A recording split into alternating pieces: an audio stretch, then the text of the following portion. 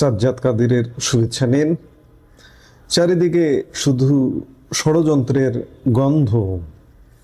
খবর হচ্ছে যে দিল্লিতেও শেখ হাসিনা আন্তর্জাতিক গোয়েন্দা জালে, এটি বেশ কয়েক মাস আগের খবরটি নতুন করে সামনে এসছে।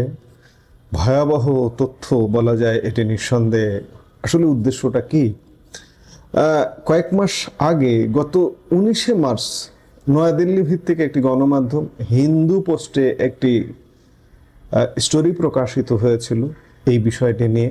কিন্তু গতকালকে বাংলাদেশেরও একটি গণমাধ্যম কালবেলা এটি নিয়ে একটি বিশদ স্টোরি করেছে। হিন্দু পোস্টে প্রকাশিত একটি প্রতিবেদন রীতিমতো তোলপাড় সৃষ্টি করেছে।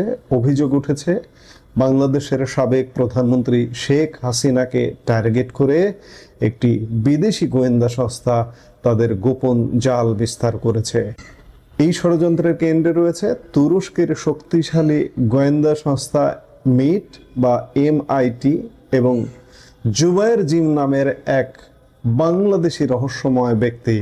কেন এই চক্রান্ত সাজানো হয়েছে এবং এর আসল উদ্দেশ্যটা কি, আমরা সেটি বুঝতে চেষ্টা করব। এই পুরো ঘটনার মাস্টারমাইন্ড হিসেবে যার নাম উঠে এসেছে তিনি হলেন মোহাম্মদ জুবায়েদ জিম। হিন্দু পোস্টের দাবি অনুযায়ী জিম একজন বাংলাদেশি পাসপোর্টধারী, যিনি বর্তমানে ভারতে অবস্থান করছেন। কিন্তু তার অবস্থান নিয়ে রয়েছে বড় প্রশ্ন। তিনি বৈধ ভিসা নিয়ে ভারতে প্রবেশ করলেও তার ভিসার মেয়াদ গত 2025 সালের 6 জানুয়ারি শেষ হয়ে গেছে, অর্থাৎ 1 বছরের বেশি তার ভিসার মেয়াদ শেষ হয়েছে। বর্তমানে তিনি সেখানে সম্পূর্ণ অবৈধভাবে অবস্থান করছেন। তিনি অবৈধভাবে ভারতে অবস্থান করছেন, এখানেই শেষ নয়। জিম নিজেকে শেখ হাসিনার প্রোটোকল অফিসার হিসেবে পরিচয় দেন। শুধু তাই নয়, তিনি নিজেকে বাংলাদেশ সেনাবাহিনীর একজন মেজর এবং জাতীয় নিরাপত্তা গোয়েন্দা সংস্থা বা NSI এর একজন পরিচালক হিসেবেও দাবি করেন। তবে তদন্তে বেরিয়ে এসেছে এক রূঢ় সত্য। জুবায়েদ জিম আসলে ক্যাডেট থাকাকালীনই বাংলাদেশ নৌবাহিনী থেকে বহিষ্কৃত হয়েছিলেন। তার কোনো ধরনের দাপ্তরিক বা সামরিক পরিচয় বৈধ নয়। এখন প্রশ্ন হলো, একজন বহিষ্কৃত ক্যাডেট হিসেবে তুরস্কের গোয়েন্দা সংস্থা মিটের সংস্পর্শে এলেন? প্রতিবেদনে বলা হয়েছে এই যোগাযোগের মাধ্যম ছিলেন জিমের স্ত্রী। গত বছর তিনি একাধিকবার তুরস্ক সফর করেন। বিশেষ করে সেপ্টেম্বর মাসের সেই সফরটি ছিল অত্যন্ত গুরুত্বপূর্ণ। অভিযোগ রয়েছে সেখানে তাকে মিটের এজেন্ট রিক্রুট করে এবং সংবেদনশীল তথ্য সংগ্রহের দায়িত্ব দেয়। এরপর থেকে জুবায়েদ জিম শেখ হাসিনাকে নিয়ে তথ্য পাচার করা শুরু করেন। শেখ হাসিনা বর্তমানে ভারতে কোথায় আছেন, তার ব্যক্তিগত যোগাযোগ মাধ্যম কি, তিনি কার কার সাথে কথা বলছেন, এই প্রতিটি অতি গোপনীয় তথ্য জিম তুরস্কের গোয়েন্দা সংস্থার কাছে পৌঁছে দিচ্ছেন বলে অভিযোগ উঠেছে। এখন প্রশ্ন আসছে যে এই নজরদারির উদ্দেশ্য কি? হিন্দু পোস্টের তথ্য অনুযায়ী এর পেছনে রয়েছে এক গভীর, বিপজ্জনক ও ভূ রাজনৈতিক চাল।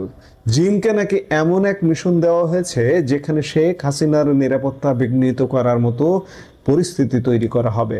আর এর সবচেয়ে ভয়াবহ দিক হলো, যদি শেখ হাসিনার নিরাপত্তার কোনো ঘাটতি দেখা দেয় তবে এর দায় চাপানো হবে সরাসরি ভারত সরকারের ওপর।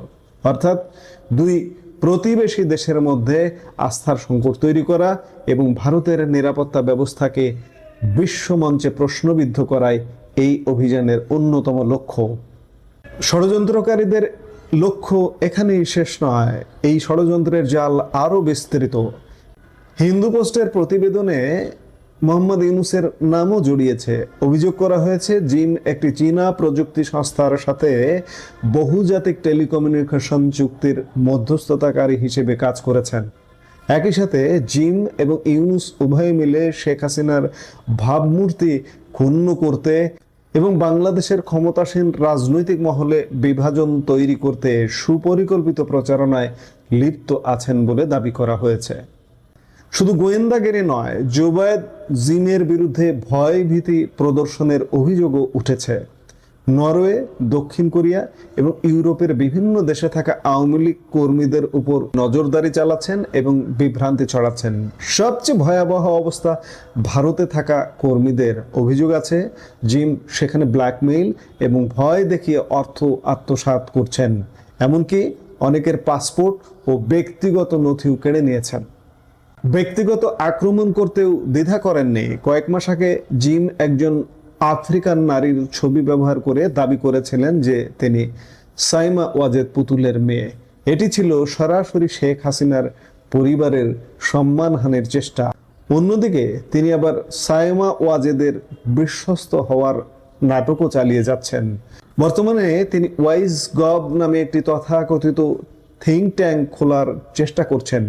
সাইবার বিশেষজ্ঞরা সতর্ক করেছেন যে এটি আসলে একটি ফিশিং প্ল্যাটফর্ম হতে পারে, যার মাধ্যমে সাধারণ মানুষ এবং নীতি নির্ধারকদের ব্যক্তিগত ও সংবেদনশীল তথ্য চুরি করাই মূল উদ্দেশ্য। এই জিম শেখ হাসিনার সাথে, শেখ হাসিনা যখন ক্ষমতায় ছিলেন, প্রধানমন্ত্রী ছিলেন, তখনও তিনি কখনোই কোনোভাবে শেখ হাসিনার দপ্তর বা গণভবন বা কোনো কিছুর সাথে জড়িত ছিলেন না। তিনি সশস্ত্র বাহিনীতে চাকরি করতেন এবং সেখান থেকে শৃঙ্খলা ভঙ্গের দায়ে আসলে চাকরিচ্যুত হয়েছেন এবং হঠাৎ করে তিনি শেখ হাসিনা সংক্রান্ত বিষয়ে উদয় হয়েছেন। হিন্দু পোস্টের এই প্রতিবেদন যদি সত্যি হয় তবে এটি স্পষ্ট যে আধুনিক যুগে গোয়েন্দা বৃত্তি এখন আর শুধু যুদ্ধের ময়দানে সীমাবদ্ধ নেই। এটি ডিজিটাল ম্যানিপুলেশন এবং সাইবার ষড়যন্ত্রের এক জটিল সংমিশ্রণ। দক্ষিণ এশিয়ার স্থিতিশীলতা রক্ষায় এবং ব্যক্তিবর্গের নিরাপত্তা নিশ্চিত করতে সংশ্লিষ্ট দেশগুলোর এখনই এই অভিযোগগুলো গভীরভাবে তদন্ত করা প্রয়োজন। এবং একই সাথে বলবো, আওয়ামী লীগের নেতা কর্মী যারা দেশে বিদেশে আছেন এবং শেখ হাসিনারও নিরাপত্তা আরও জোরদার করা উচিত, কারণ তার অবস্থান কিংবা আওয়ামী লীগ নেতাদের ব্ল্যাকমেইল যাতে না করতে পারে।